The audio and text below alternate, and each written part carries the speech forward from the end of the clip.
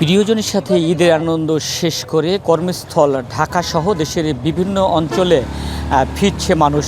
ঈদের পঞ্চম দিনেও সকাল থেকেই মানুষের ব্যস্ততা, মানুষের ভিড় রয়েছে রাজবাড়ির দৌলতদিয়া ঘাটে। আমরা আজকে সকাল থেকেই দেখেছি এই দৌলতদিয়া ঘাটটিতে কিন্তু মানুষের উপচে পড়া ভিড় লক্ষ্য করা গেছে। প্রতিটি ফেরিঘাটেই কিন্তু যাত্রীদের ভিড়, যাত্রীদের বাড়তি চাপ থাকলেও দৌলতদিয়া ঘাটে কিন্তু তেমন কোনো ভোগান্তি নেই। অনেকটা ভোগান্তি ছাড়াই মানুষ কিন্তু দৌলতদিয়া পাটুরিয়া নৌরুট দিয়ে পারাপার হয়ে তাদের গন্তব্যে যেতে পারছে। একই চিত্র কিন্তু রয়েছে দৌলতদিয়ার লঞ্চ ঘাটেও। দৌলতদিয়া পাটুরিয়া নৌরুটে বর্তমানে 20টি লঞ্চ দিয়ে পারাপার করা হচ্ছে।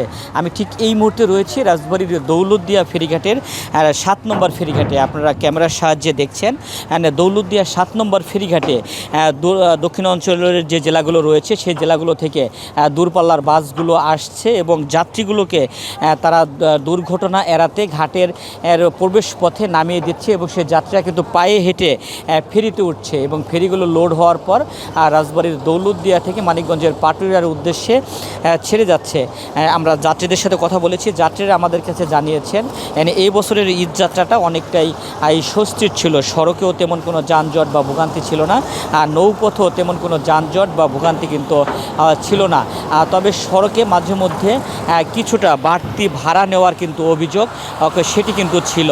আমরা আজকে সকাল থেকে দেখছি দৌলতদিয়া ঘাটে বেলা যত বাড়ছে যাত্রী ও যানবাহনের চাপও কিন্তু তত বাড়ছে।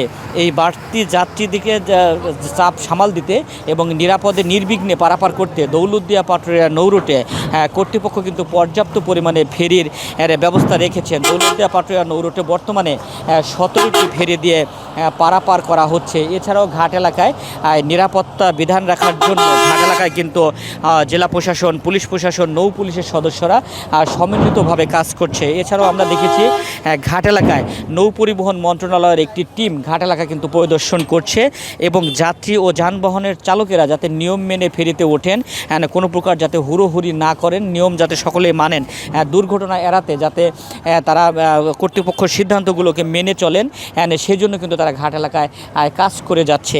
তবে বেলা যত বাড়ছে, যেহেতু ঈদের আজকে পঞ্চম দিন, বেলা যত বাড়ছে আমরা দেখছি বেলা বাড়ার সাথে সাথে কিন্তু দৌলতদিয়া ঘাট এলাকায় যাত্রী ও যানবাহনের সংখ্যা বাড়ছে। বিআইডব্লিউটিসি দৌলতদিয়া ঘাট কর্তৃপক্ষ বলছে তাদের বহরে থাকা 17টি ফেরি দিয়ে তারা যাত্রী ও যানবাহনগুলোকে নিরাপদে পার করে দিতে পারবেন।